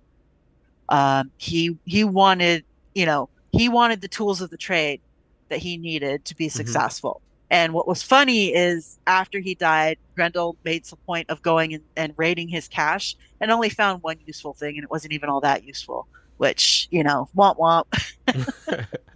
Yeah. I feel like Sammael, out of, we just talk about, how good of a chosen was he, but I feel like in terms of a tool, but not like a tool. He's an absolute tool. Oh yeah, but a tool that Jordan used well within the books to like with Karadin in Ibudar, with the Shido and The Narbaha. the Narbaha, right? And I always forget this, and I think I get this wrong. Was the Aiel attack in the Fires of Heaven, was that him, or was that someone else? With because they found the gold. Well, not the Aiel, the attack on the Aiel, with the Melindra, where Matt kills a Murdral. I always forget if that's like, I know like the golden bees are there on somewhere, but I don't know if it's actually him or if someone. But like he has his hands in a lot of those plots in the middle of the story after Lanfear isn't the main player, and like Demandred kind of goes off, Grendel kind of goes off, and Sammael is like it for like a good couple of books. I feel like, even though like the Taim Demandred thing happens, but I feel like he, for better or worse, he had his hands in a lot of plot that maybe took a lot of time to maybe come to fruition. But I think Jordan used him well, and maybe he was just done, and he was like, this is like he's toasted. He's like done. Like I don't think I can get more out of this character, and then therefore was just like, okay, there's no point in bringing him back, and that's maybe how I kind of thought of him, because do you need, how many generals do you need, like for the last battle? That maybe that was the other way. He was like, he just wanted maybe Demandred to be there. Yeah, Sammael's it's an interesting one, because I think from a show perspective, I think he is one that in the leaks and stuff, Sammael's name has shown up, because there's I think one audition script where someone's captured, and we don't know who it is. We don't know who's captured them, but it's something about talking about war and discovering war, and that's Sammael, right? So I was interesting to see, if Sammael shows up in season 3 and in what kind of capacity. We're gonna jump to Rahvin in a minute, but if you talk about someone who liked, was cautious, was very cautious in their approach with it, but was a general first, and a tactician, or at least a diplomat second.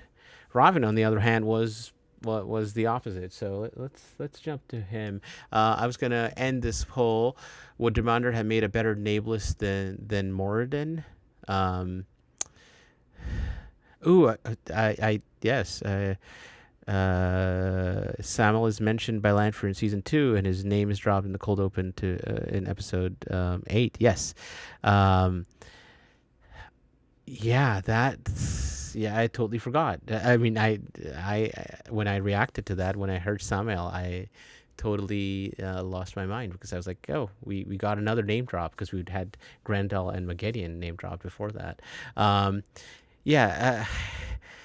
There's a toast poll that I'm like want to come up with, but I just can't.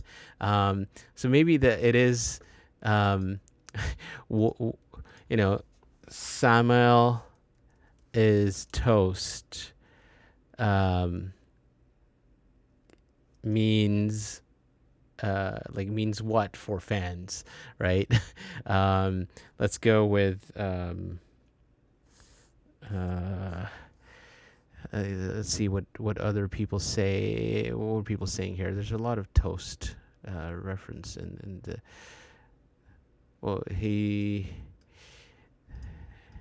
maybe it's more. Did you believe that Sammael would come back? After a Crown of Swords. I think that might be. Yes.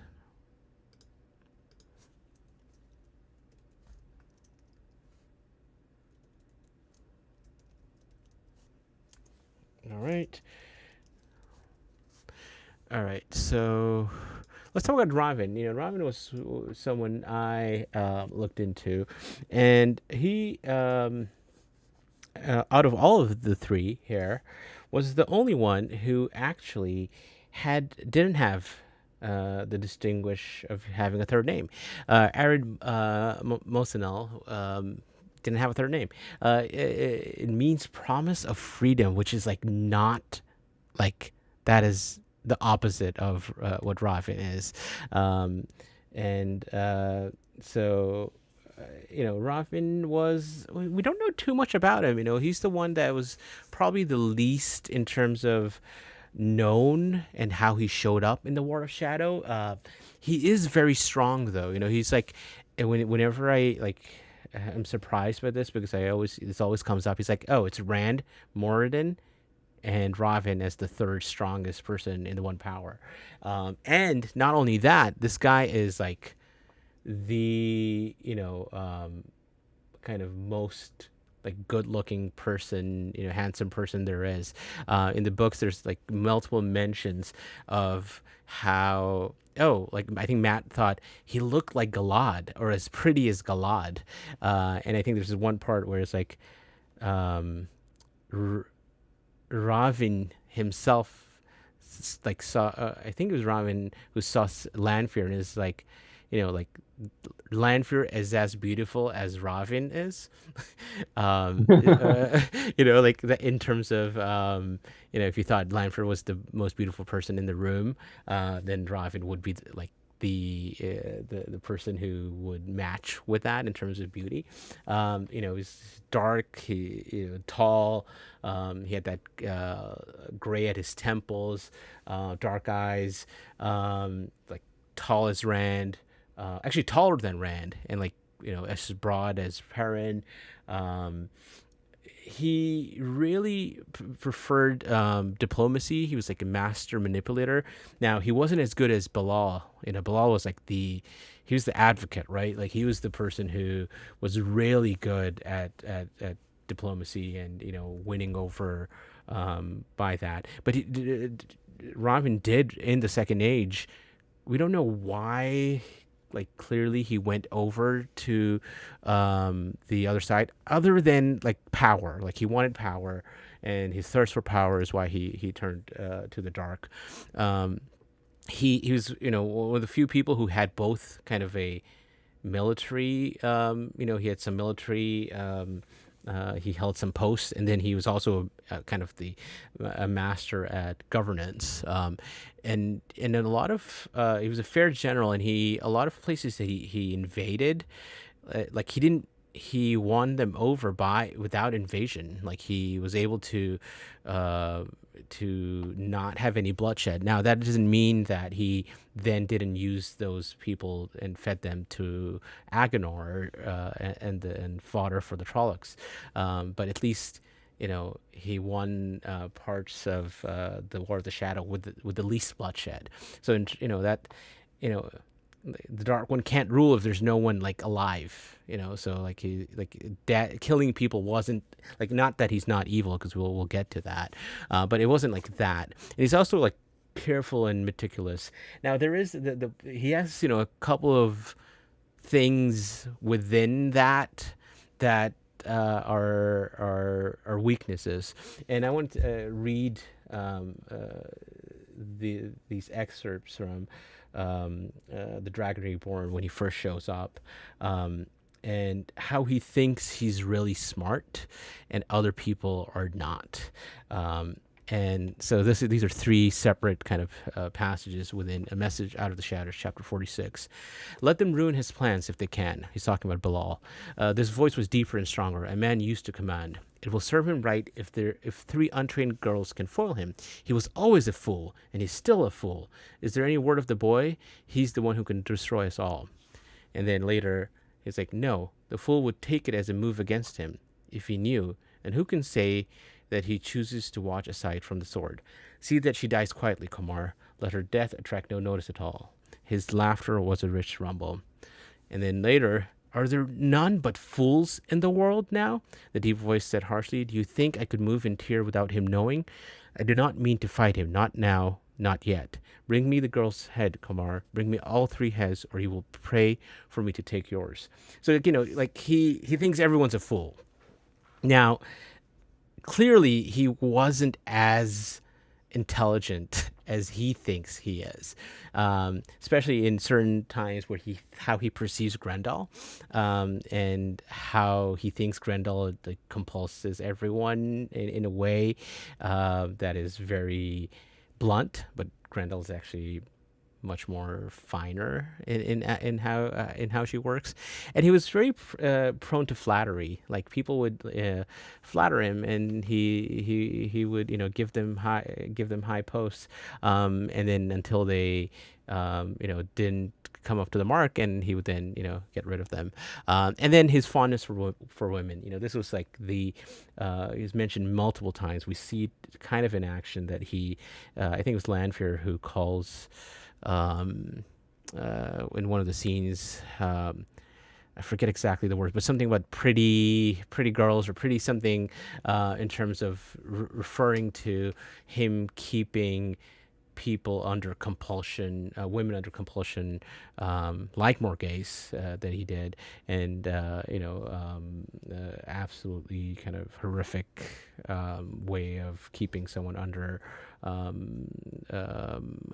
his control like that, and then that kind of obviously a bad thing, but more it led to a lot of his faults, and that's how it's mentioned in I think the Big White Book and the Companion, that it led to some of the mistakes that he made, and things that he did kind of wrong, and his story is he doesn't really get up to much other than taking over Andor in the way that he did in the War of the Shadow. Like he started governing the biggest nation. He's like that's what I'm going to do. I'm going to take over and try to get to it like that. And now I'm going to take over Carrion.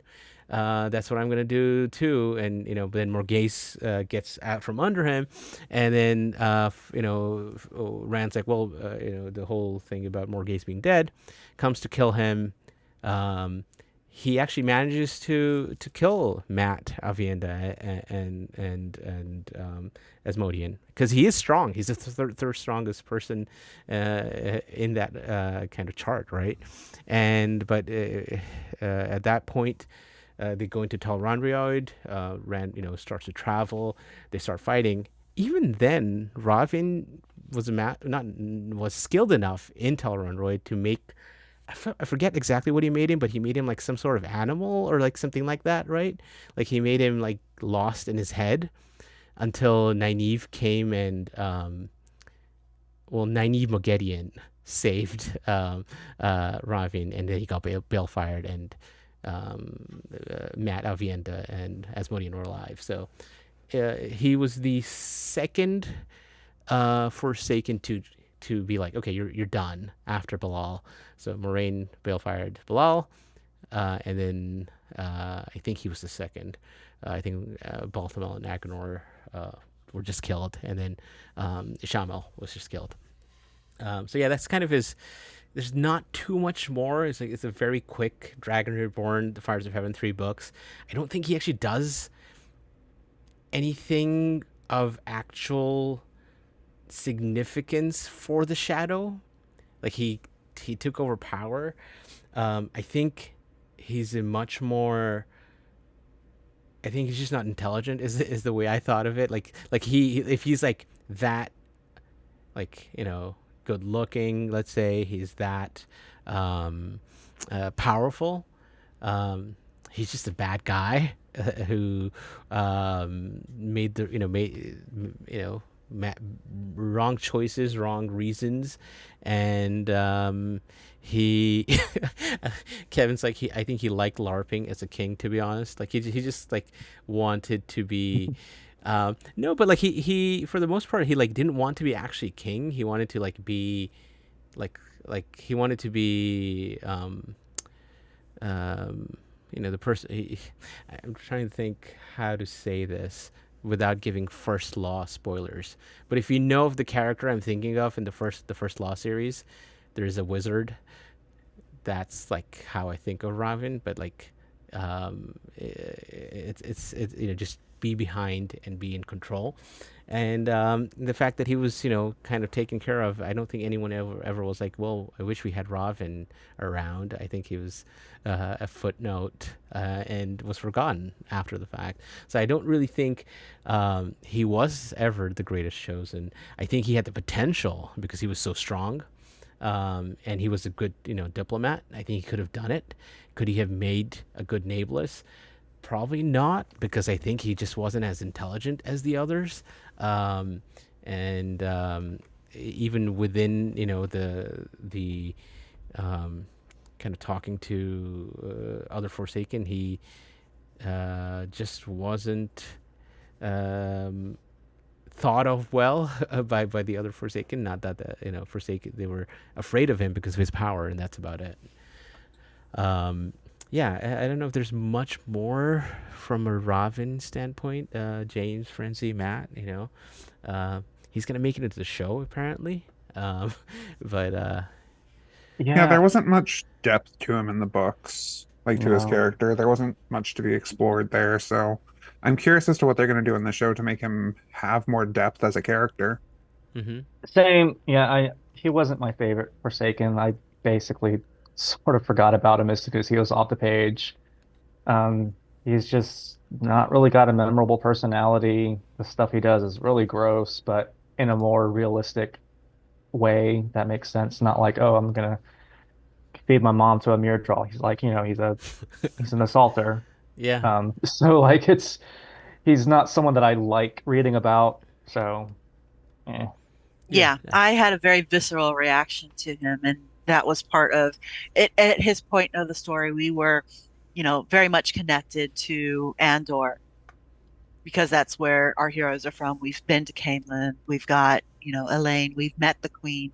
I was really taken by Morghese the first time we saw her in the Eye of the World. So to see her manipulated as such was very disheartening to me. And just while what he did while he was active was, minor, I guess, compared to what others did, the aftermath of it carried on through the last book of the series. Yeah. The Camelin, the whole Camelin arc, who was going to rule Andor, took a long time. There was a lot of chaos and disorder in the most powerful country, arguably the most powerful country in the Westlands, because of what Rahvin did, just by, what he did to Morghese. And then there was Morghese's plot after, trying to pick up the pieces of her life and seeing her as a person and not just as a queen and a figurehead.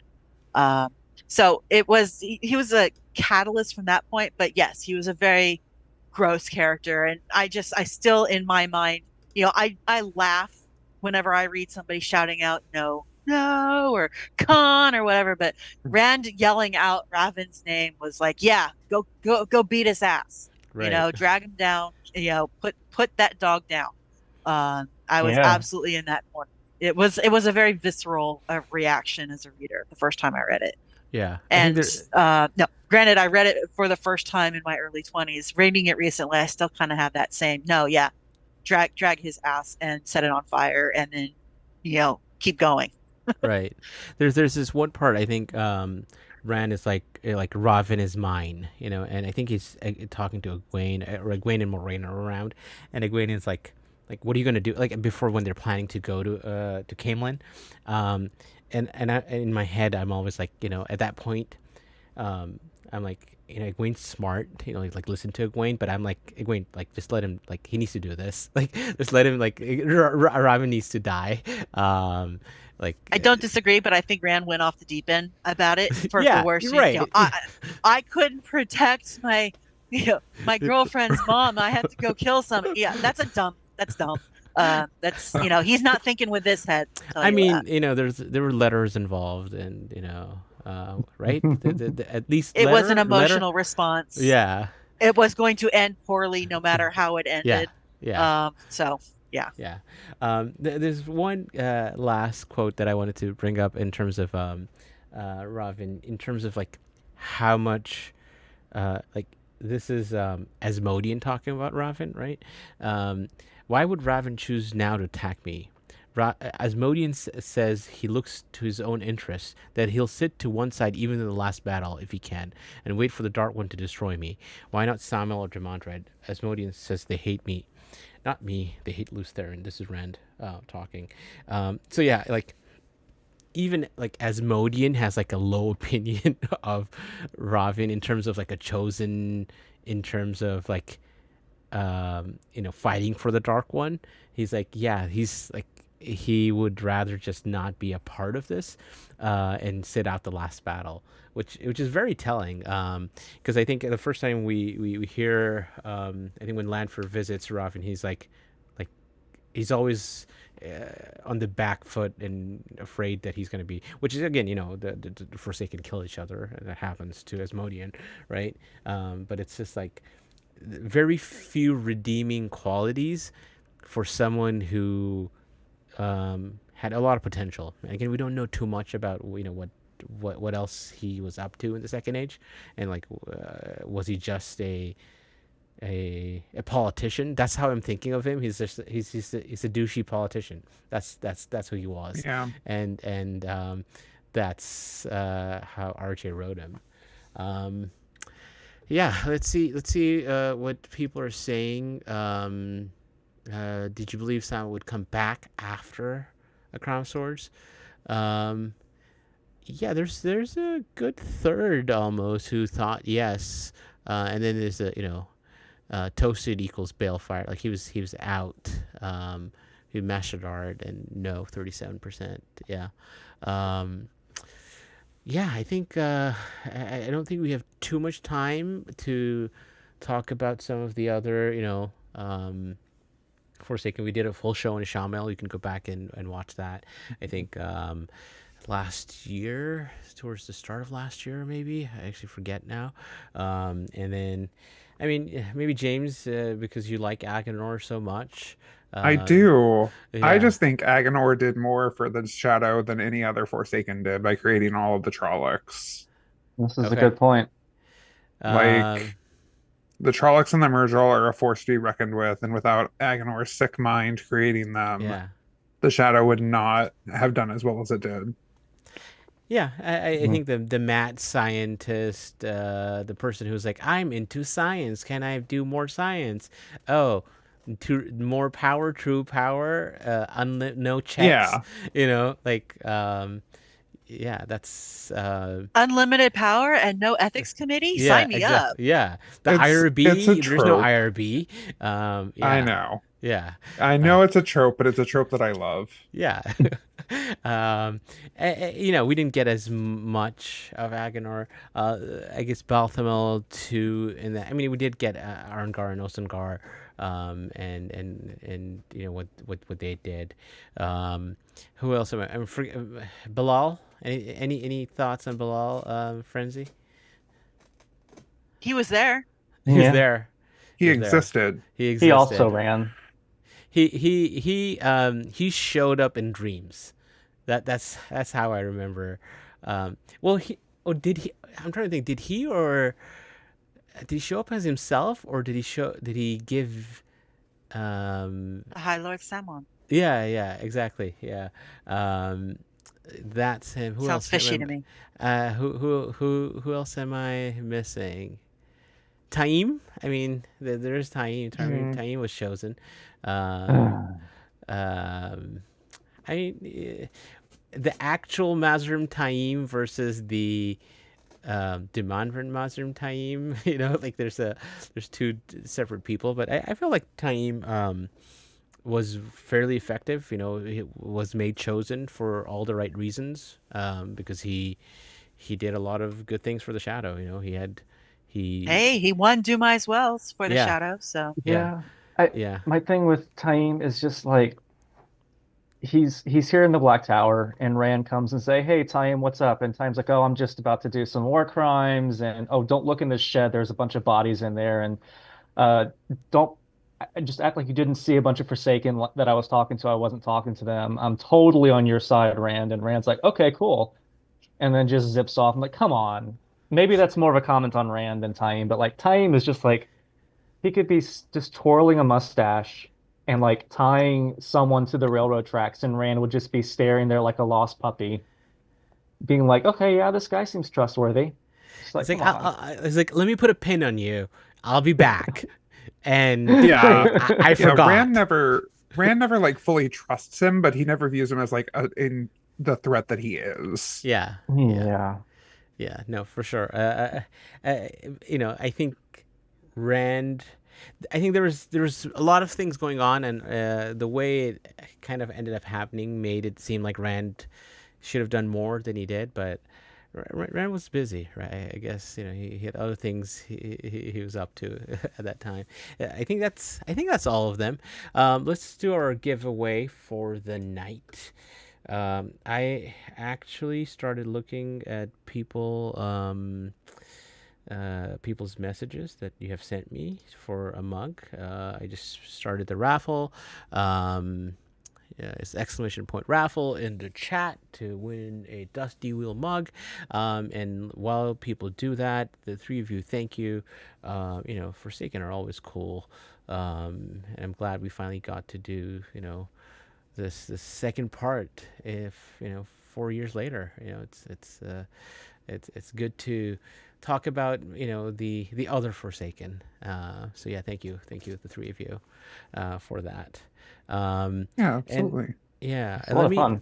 let me show you guys, everyone out there, what we have coming up in the next few weeks here at the Dusty Wheel. So not that was a while ago. You want me to we talk about Semirog for hours on end? Sure, sign me up. We have Ruadian, the Visions of Time. Innkeeper Hatch will be back next week talking kind of the glass columns and everything that goes with that, and Ruidian, and some of the best parts of maybe the books and things that we're going to see in season 3. So yeah, that's a lot of fun coming up next week.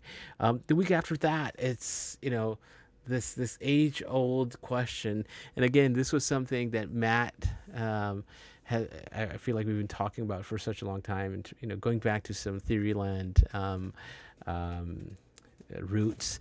Is that you, Luce Theron? Voices in Rand's head, Wheel of Time fan theories, everything, from the Two Souls to the Taint. Kind of going back and talking about that would be a lot of fun, because I think that's, again, in coming up with season 3 geared stuff, I was like, hey, this makes sense now, because we might be hearing Lucifer in Rand's head in season 3.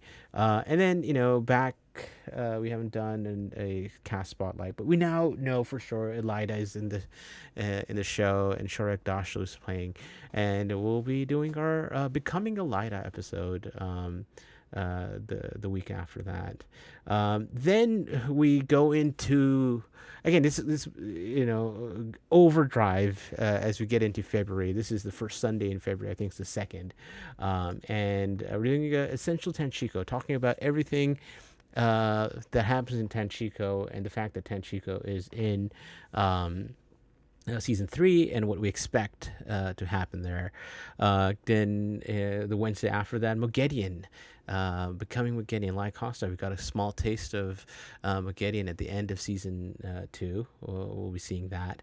And then the Sunday after, on February 9th, we're talking Essential Two Rivers. We'll talk about, we're going back to the Two Rivers, talking the Battle of the Two Rivers, season 3 focus, and, how we want to see that play out after that. And then February 12th, Wednesday, we've done this in the past with season 1 and 2. We're going to do our episodes breakdown, really how will it end? How will the 8 episodes be structured to get us to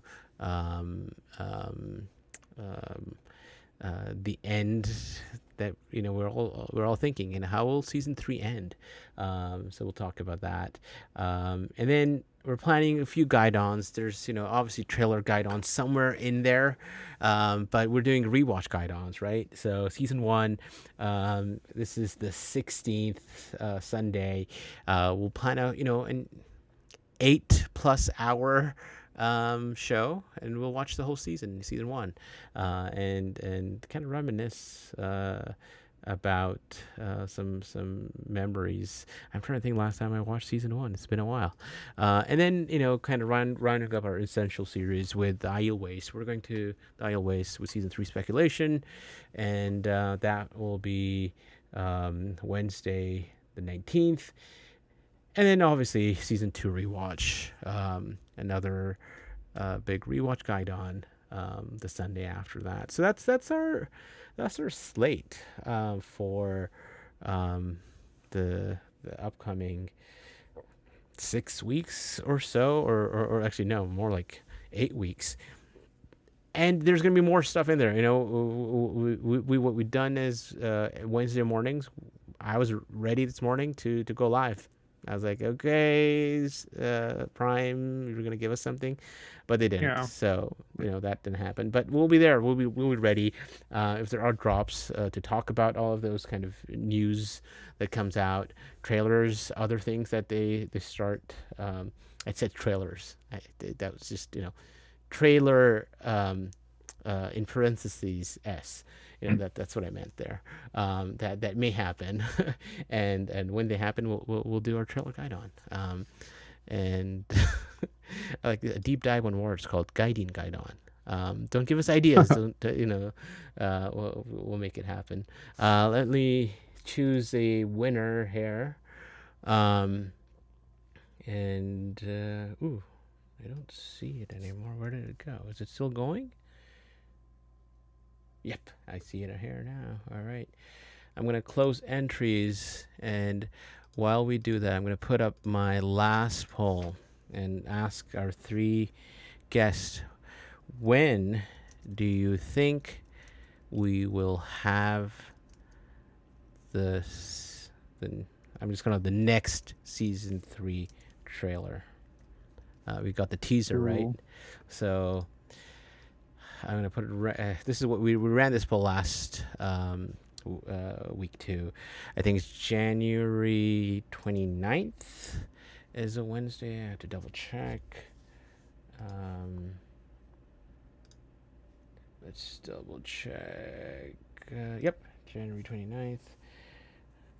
I should know these Wednesdays by now, because it's planned everything as far as our shows. Let's do January 29th, Feb 5th, February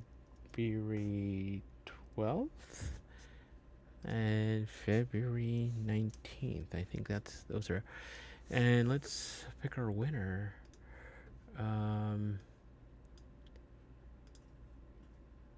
Elfwitch, congratulations, you have won a Dusty Wool mug. You know how to get in touch, Elfwitch, and reach out, and we'll get you that mug. But let's vote. James, trailer. When are we getting the trailer? Someone said what it would be before the Super Bowl, so I had to quickly Google when the Super Bowl was, which is apparently February 9th, which coincides with my guess, which is February 5th. Okay. I think it's 5 weeks before 5 weeks before the premiere. It would be a good solid date. I think it makes sense. It's a Wednesday. Yeah. It makes sense for me. Okay. Yeah. All right. There you go. They're all Wednesdays. They're all Wednesdays. Yeah. But yeah, it's a Wednesday. Yeah. Definitely. Frenzy? Yeah. I think it'll come out 2 weeks before the go live date. Ooh. So you're going with nothing on that. I think it's February 26th, I think, is 2 weeks before. Okay. All right. Okay. Yeah. Their target audience is not us. It's for everybody else. It's like, oh, I'm interested. I need to watch this now. And they don't want to lose that interest. So okay. 2 weeks tops. Right. 2 weeks. All right. And Matt, what's your educated guess here? Probably going to go with James. Same date, 5th. before the Super Bowl makes sense. Maybe even during the Super Bowl, who knows? Or maybe they'll run it during the Super Bowl. I don't know. Be nice, drum up some non-fan support, That bring in would new be people. interesting. Yeah. I think kind of the 1 month, 5 weeks, 4 or 5 weeks probably makes sense. I think there was one trailer. The Rings of Power had like 3 trailers, so one of them did come out 2 weeks before, but they had 3, so maybe there is something to 2 weeks before. Okay. Let's hope I'm wrong for this one too, guys. Let me just say. Yeah, we need more stuff, and maybe there's a lot of other stuff that we'll get. So it'll be fine if we get it that late. It'll be fun. Again, thank you, the 3 of you, for showing up here. I'll leave this poll running. I'll end it on our way out, and we'll be back next week talking Ruidian. So as we say around here, good night from the Dusty Wheel, and smash the black.